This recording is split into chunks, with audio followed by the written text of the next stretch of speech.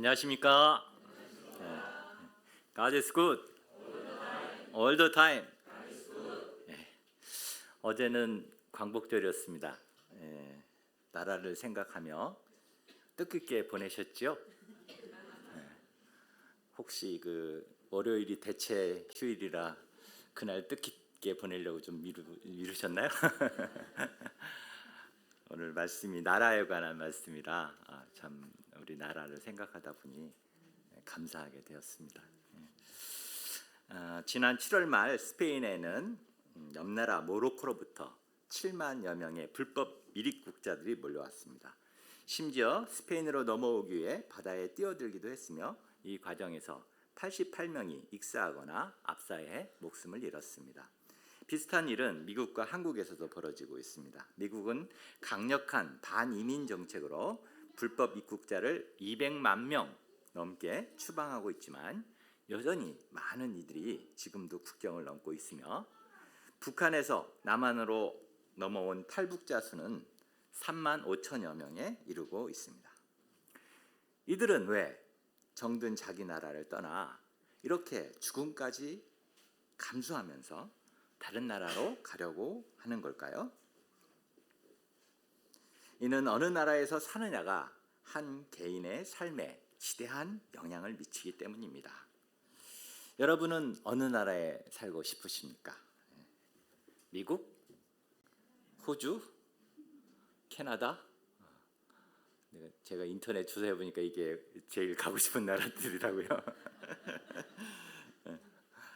오늘날 한국도 많은 외국인들이 와서 살고 싶어하는 나라가 되었습니다. 그런데 막상 살아보면 천국입니까? 오히려 지옥 같다고 말하는 이들도 많습니다. 오늘 예수님은 진정한 기쁨과 은혜가 있는 한 나라를 말씀하고 계십니다. 바로 하나님 나라, 천국입니다. 이렇게 말하면 천국? 그건 죽은 다음에 가는 나라 아닌가요? 이렇게 생각하시는 분도 계실 것입니다. 그러나 예수님은 이 하나님의 나라가 이미 우리에게 임하였다고 말씀하고 계십니다. 오늘 말씀을 통해 저희가 이미 임한 하나님 나라에 대해 생각해보고 현재적으로 이 하나님 나라를 어떻게 누리며 살아갈 수 있을지 배울 수 있기를 기도합니다. 오늘 요절 말씀은 28절입니다. 함께 읽고 제가 기도하고 시작하겠습니다. 시작. 그러나 내가 하나님의 성령을 힘입어 귀신을 쫓아내는 것이면 하나님의 나라가 이미 너희에게 임하였느니라. 기도하겠습니다. 하나님 감사합니다.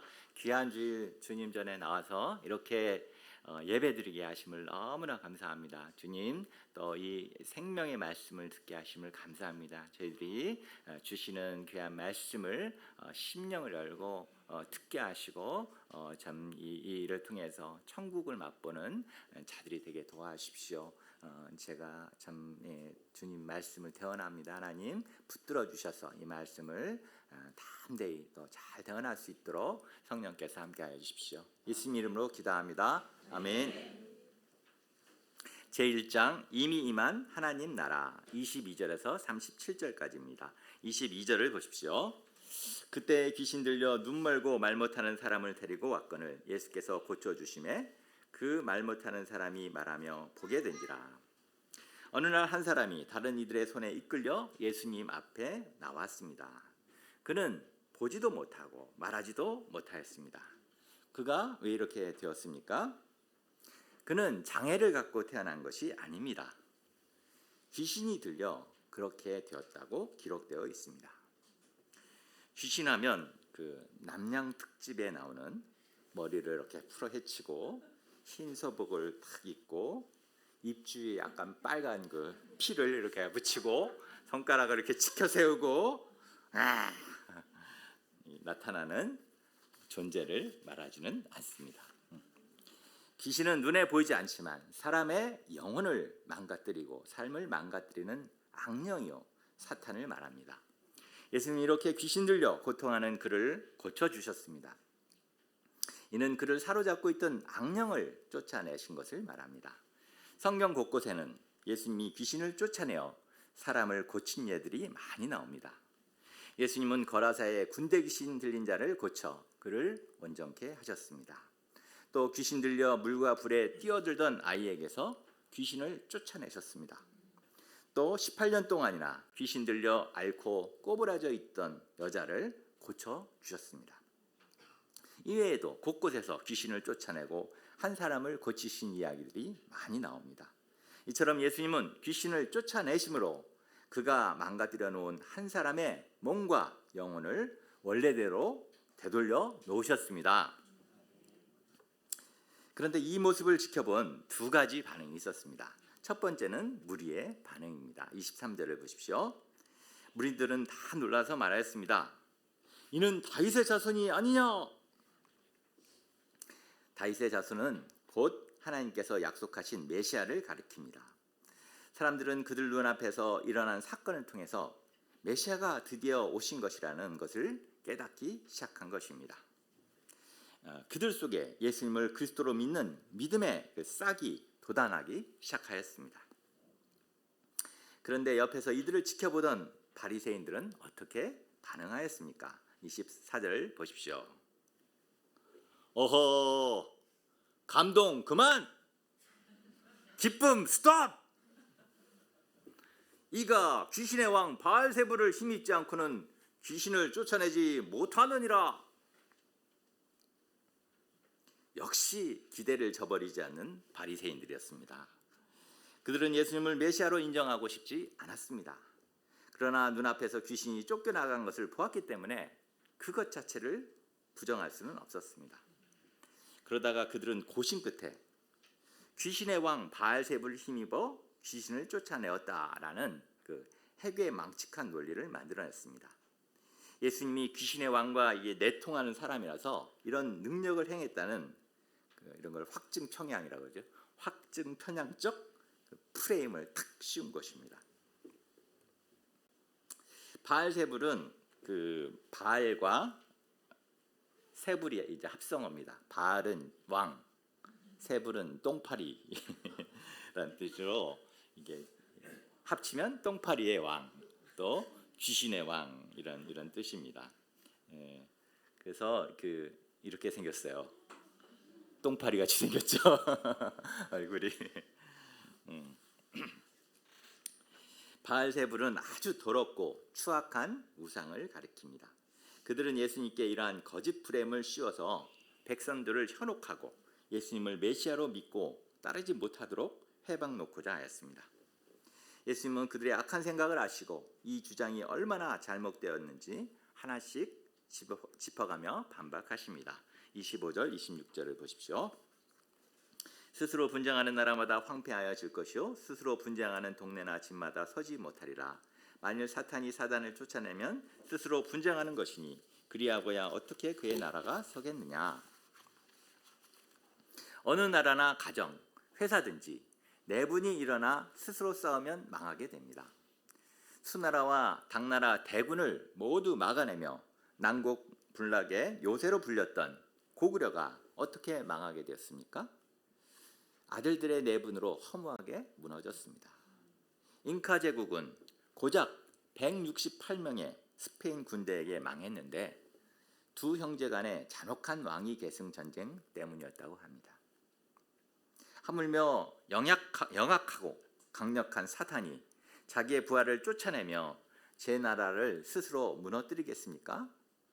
또한 27절 말씀처럼 당시 바리새인의 제자들 가운데서도 귀신을 쫓아낸다고 하는 사람들이 있었는데 바리새인들의 논리대로라면 그들의 제자 역시 바알세불을 힘입었다고 스스로 정죄하는 꼴이 됩니다. 그러면 예수님은 대체 어떤 권능으로 귀신을 쫓아내신 것입니까? 다 같이 28절 말씀 다시 한번 같이 읽어보겠습니다. 시작. 그러나 내가 하나님의 성령을 힘입어 귀신을 쫓아내는 것이면 하나님의 나라가 이미 너에게 임하였니라. 예수님은 오직 하나님의 성령을 힘입어 귀신을 쫓아내셨습니다. 귀신을 쫓아내신 일뿐 아니라 말씀을 가르치고 제자를 세우시고 병을 고치신 이 모든 사역이 다 성령 안에서 성령의 능력으로 이루어진 것입니다. 그리고 이 성령께서 역사하시는 그 자리에 바로 하나님의 나라가 임합니다. 세상에는 수많은 나라가 있지만 영적으로 보면 딱 이 두 종류의 나라밖에 없습니다. 사단의 나라, 하나님의 나라입니다. 사단의 나라는 사단이 왕으로 군림하고 통치하는 나라입니다. 이 나라는 온갖 거짓, 교만, 시기, 살인, 분쟁, 불신이 넘쳐나는 나라입니다. 죄와 사망, 권세가 왕노릇하는 나라입니다. 그래서 사람들에게 끊임없이 죄의식과 두려움과 어둠을 심어 죽음에 이르게 하는 나라입니다. 이 나라는 아담이 범죄한 이후 계속해서 이 땅을 지배해 왔습니다. 사람들은 너무나 오랫동안 이 나라에 속해 다스림을 받아왔기 때문에 자기가 이런 다스림을 받고 있는지도 모릅니다.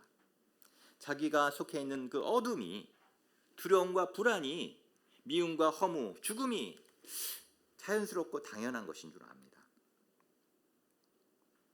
사단의 다스림을 받는 자들은 천국을 잃어버렸기 때문에 아무리 풍족하여도 그 마음의 진정한 행복을 맛볼 수 없게 되었습니다. 그들은 이 사탄의 다스림을 벗어나고 싶어도 스스로의 힘으로는 도저히 이 강력한 사탄의 힘을 벗어날 수 없습니다. 그런데 이제 예수님이 오심으로 이 땅에 사단의 나라가 무너지기 시작하였고 하나님의 나라 곧 천국이 임하게 되었습니다. 사람들은 이 천국 하면 죽은 다음에나 들어갈 곳이라고 생각합니다. 그래서 아직 먼 미래에 장차 예수님이 재림하신 후에 올 나라라고 생각합니다. 이 땅에서는 아직 올 수도 없고 올 일도 없을 것이라고 생각합니다. 그러나 예수님은 하나님의 나라가 이미 너희에게 임하였다 말씀하십니다. 물론 완전한 하나님의 나라는 예수님이 재림하신 이후에나 올 것입니다. 그때는 사단의 세력이 완전히 박살나고 주가 온 세상을 통치하실 것입니다. 그러나 지금도 예수님이 오심으로 예수님을 믿고 의지하는 자에게는 이미 하나님의 나라와 그 능력이 임하게 되었습니다. 하나님의 나라는 어떤 나라입니까? 하나님이 다스리시고 통치하시는 나라입니다. 하나님이 우리를 다스리시면 어떻게 됩니까? 귀신이 물러갑니다. 병이 치유됩니다. 죄와 죽음이 정복되고 사단이 주는 그 어둠이 범접할 수 없게 됩니다. 영안이 열려 보이지 않던 세계가 보이고 믿기지 않던 말씀이 믿어지게 됩니다. 나를 지배하던 운명과 슬픔, 중독과 상처가 치유되고 우리 안에 하늘의 평화와 기쁨, 사랑과 은혜가 가득하게 됩니다. 로마서 14장 17절은 말합니다. 하나님의 나라는 먹는 것과 마시는 것이 아니요 오직 성령 안에 있는 의와 평강과 희락이라. 예수님으로 말미암아 이 하나님의 나라가 이제 미래가 아닌 지금 현재 마주할 수 있게 되었습니다. 누구나 예수 이름 부르며 말씀과 기도로 성령 충만함을 받게 될 때 당장 이 나라를 경험할 수 있게 되었습니다. 현재적으로 이 하나님의 임재와 다스림을 받을 수 있게 되었습니다. 우리에게 이 하나님 나라를 가져다 주신 예수님께 감사 찬송을 돌려드립니다. 이 시간 이 하나님 나라가 내 안에 찾아오사 역사하시도록 한번 함께 기도했으면 좋겠습니다. 저를 따라서 한번 해보십시오. 먼저 머리에 손을 얹고 한번 기도해 보겠습니다. 따라해 보십시오. 주님, 제 머릿속을 사로잡는 염려와 혼란, 악한 생각들은 성령의 권능으로 물러가게 하시고 하나님의 지혜와 밝은 빛으로 채워 주옵소서. 예수님 이름으로 기도합니다. 아멘. 이번에는 우리 가슴에 손을 얹고 기도 한번 해보겠습니다. 따라해 보십시오. 주님, 제 차갑고 완악한 마음을 성령으로 다스려 주옵소서. 제 안에 가득한 미움과 원망, 시기와 질투가 물러가게 하시고 예수님의 따뜻한 긍휼과 사랑으로 채워 주옵소서.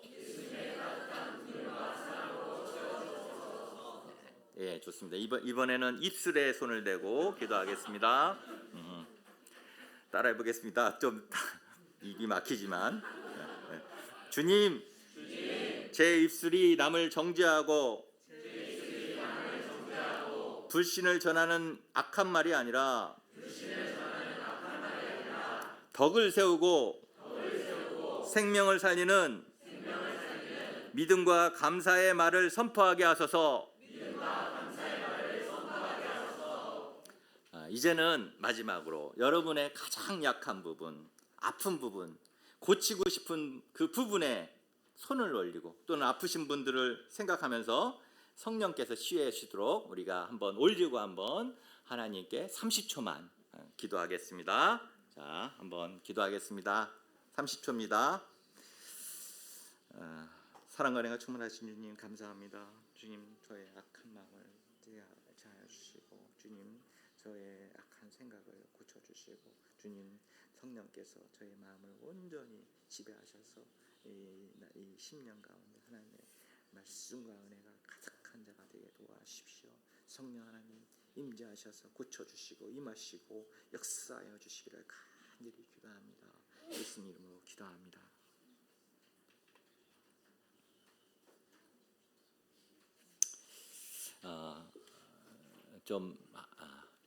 예, 하나님의 임재가 느껴지십니까?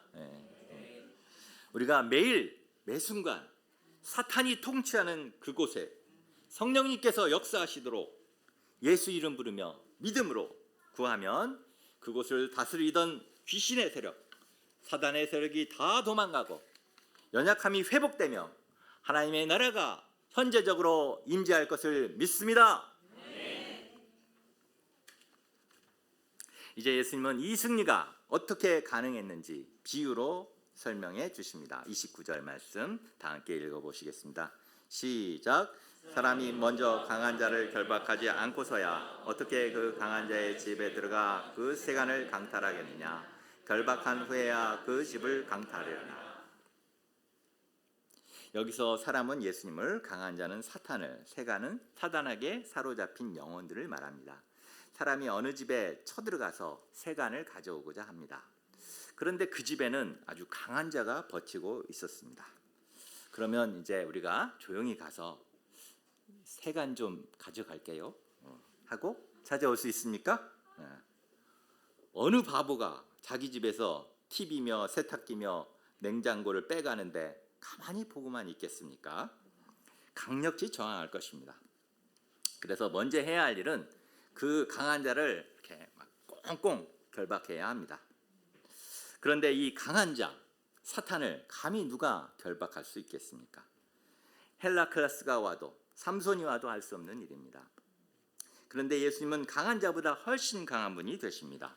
주님은 사탄의 본진을 털러 이 땅에 오사 성령의 능력으로 사탄을 묶어 놓으시고 사로잡힌 영혼들을 구출하셨습니다.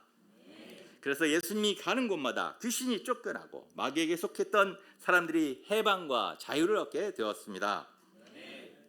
그런데 예수님이 사단의 세력을 결박하고 영혼들을 구원하지만 사단도 가만히 당하고만 있지는 않습니다. 아주 발악하며 저항합니다.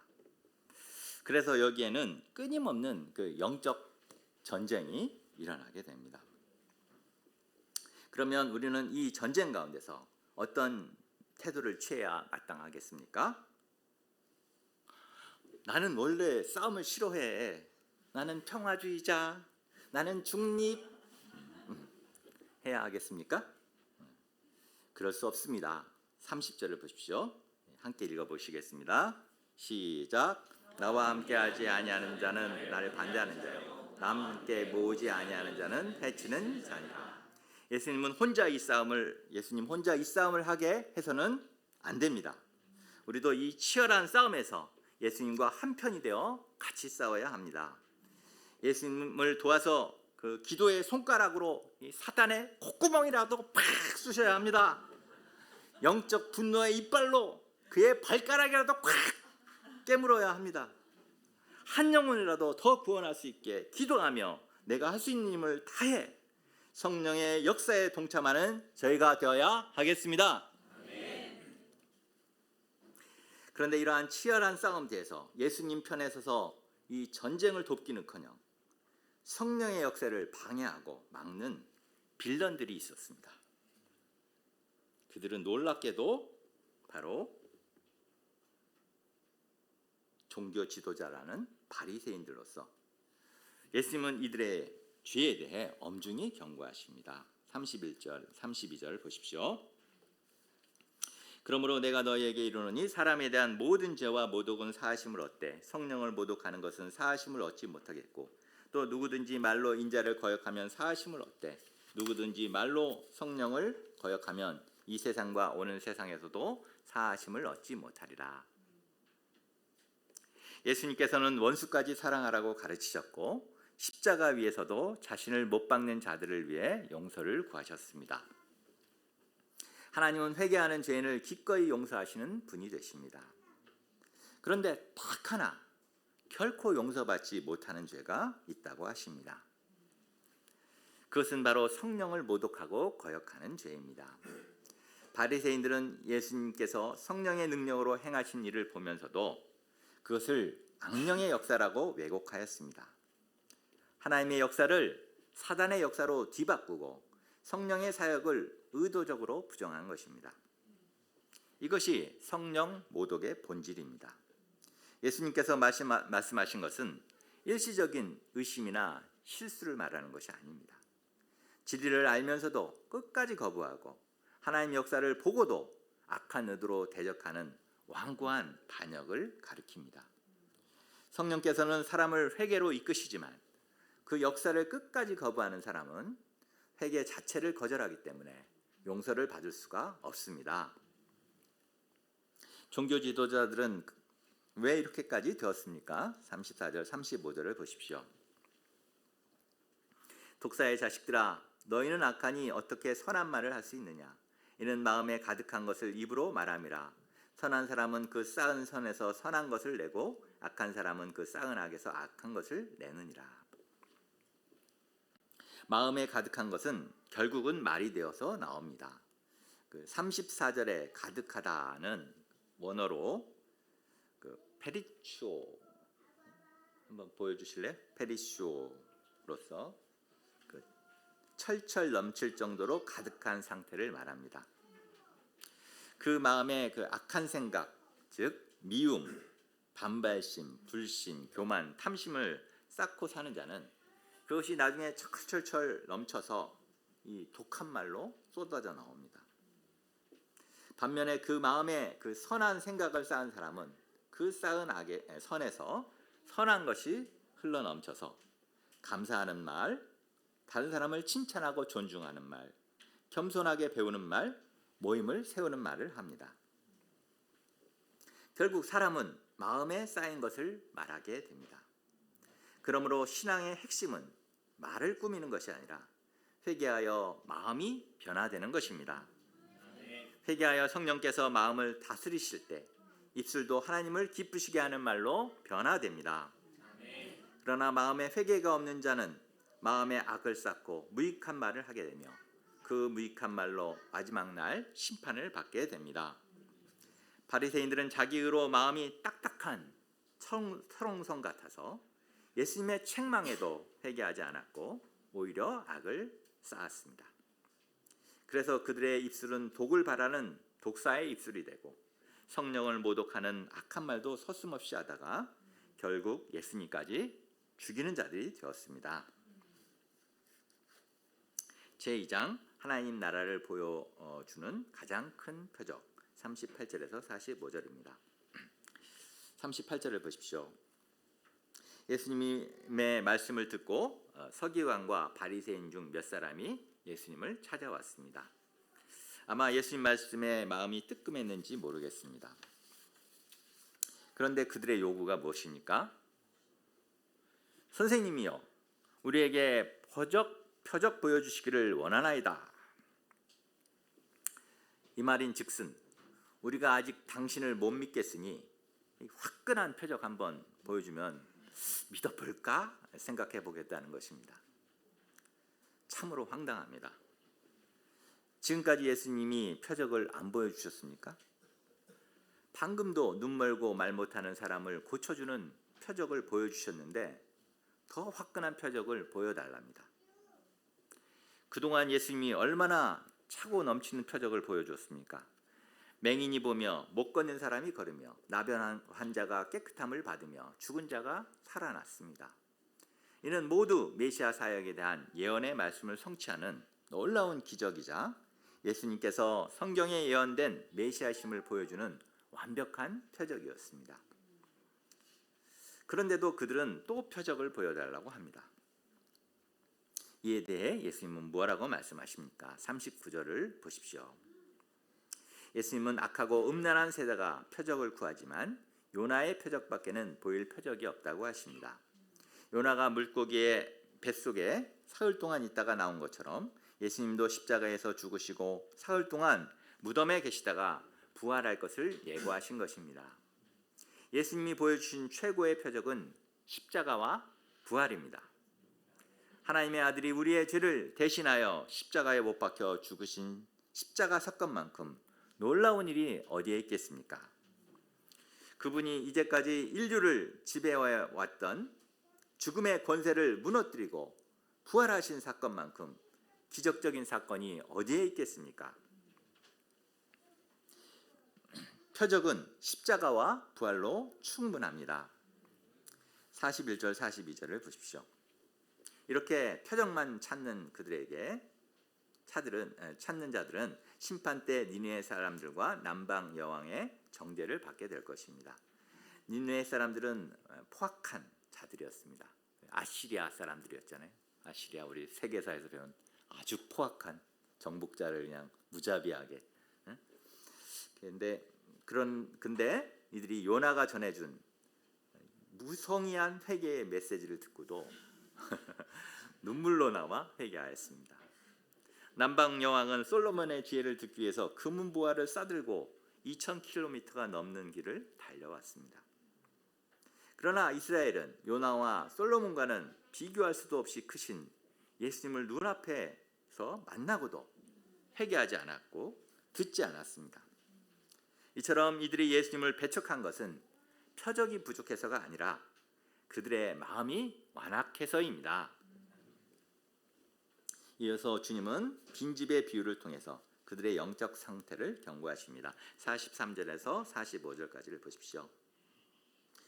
더러운 귀신이 어떤 사람에게서 나와 쉴만한 곳을 찾아다녔습니다. 그러나 집 나가면 개고생이라는 말이 있듯이 어디에서도 쉴만한 곳이 보이지 않자 그는 원래의 집으로 되돌아왔습니다. 그런데 돌아와 보니 놀랍게도 집이 깨끗이 청소되고 수리되어 반짝반짝 빛이 나는 것이었습니다. 더 좋은 것은 주인 없이 아주 텅 비어 있었다는 것입니다.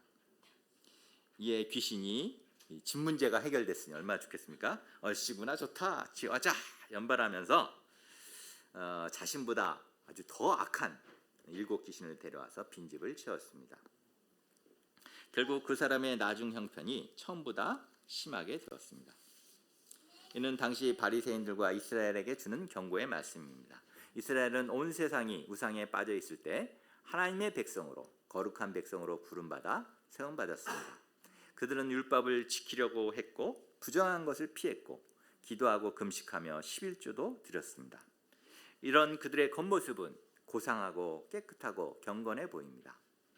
그러나 이들은 외적인 신앙에 만족하고 안주하였습니다. 그 마음에 하나님도 예수님도 주인으로 받아들이기를 거부하였습니다. 그러자 사탄이 그 집에 온갖 마귀들을 데리고 들어갔습니다. 곧 교만, 자기의, 정죄와 위선, 시기심, 악독 등이 찾아와서 주인 노릇을 하였습니다. 결국 그들은 하나님의 뜻대로 살기는커녕 예수님을 죽이는 사단의 똘마니로 전락하게 되었습니다. 참된 신앙은 단순히 나쁜 습관을 고치거나 마음을 비우는 마음 비우기에서 끝나지 않습니다. 비워낸 마음에 반드시 예수 그리스도를 나의 왕, 나의 주인으로 모시고 성령과 말씀으로 가득 채워야 합니다. 내 삶의 주권을 부활하신 주님께 온전히 내어드릴 때 마귀가 감히 침범하지 못하고 진정한 하나님 나라가 우리 안에 견고히 세워지게 됩니다.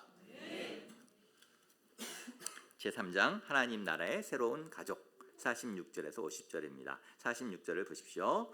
예수님께서 무리에게 말씀하실 때 어머니 마리아와 혈육의 친동생들이 찾아왔습니다. 마가복음 3장 21절을 보면 당시 친족들은 예수가 미쳤다는 그 소문을 듣고 예수님을 잡으러 왔던 것입니다. 육신의 가족조차 아직 예수님의 신성을 깨닫지 못하고 불신했던 것입니다. 누군가 보소서 당신의 어머니와 동생들이 밖에 서 있나이다 라고 전하자 예수님께서는 누가 내 어머니며 내 동생들이냐 반문하셨습니다. 그리고 손을 내밀어 제자들을 가리키며 나의 어머니와 나의 동생들을 보라. 누구든지 하늘에 계신 내 아버지의 뜻대로 하는 자가 내 형제요 자매요 어머니이니라 말씀하셨습니다. 이로써 예수님은 하나님 나라의 새로운 가족관을 세워주셨습니다. 하나님 나라의 가족은 혈육으로 맺어진 가족이 아닌 하나님의 뜻대로 행하는 자들을 말합니다. 이들은 하나님을 아버지로 삼고 예수님의 피와 성령으로 맺어진 가족이요 하나님 나라에까지 영원히 이어질 가족입니다. 이 말씀은 혈육의 가족을 등지라는 말씀이 아닙니다. 혈육은 양으로 삼고 더욱 사랑하고 섬겨야 합니다. 감사하게도 예수님의 육신의 형제들도 후에는 모두 복음을 영접하고 하나님의 뜻대로 행하는 동역자여 영적인 가족이 되었습니다. 야고보는 초대 예루살렘 교회의 총회장이 되었고 야고보서를 썼습니다. 유다도 유다서를 쓴 성서의 저자가 되었습니다. 가족은 서로의 아픔을 외면하지 않습니다. 부족한 것을 채워주고 낙심할 때 붙들어주며 잘못했을 때 진리 안에서 권면하고 용서합니다. 의견이 다르고 갈등이 생길 수도 있지만 쉽게 정죄하거나 관계를 끊어버리지 않습니다. 가족인데 아무리 나빠도 끊지 못하죠. 그죠? 예수님이 우리를 오래 참고 품으신 것처럼 서로를 품습니다. 우리 아남 이브가 하나님 나라의 새 가족으로 서로 귀히 여기고 관심을 갖고 기도해주고 섬김으로 우리 안에 하나님 나라의 기쁨과 은혜가 충만한 하나님 나라의 가족 공동체가 될 수 있기를 기도합니다. 결론입니다. 지금껏 사단이 다스리던 나라에 예수님이 오셔서 성령의 능력으로 하나님의 나라가 임하도록 그 문을 활짝 열어 놓으셨습니다. 누구든지 이 예수님을 믿고 구하는 자는 성령의 능력으로 현재에도 하나님 나라가 그 안에 임하는 은혜와 기쁨을 누릴 수 있게 되었습니다. 저희 모두가 이 놀라운 축복이 내게 있음을 알고 믿음으로 누려야 하겠습니다.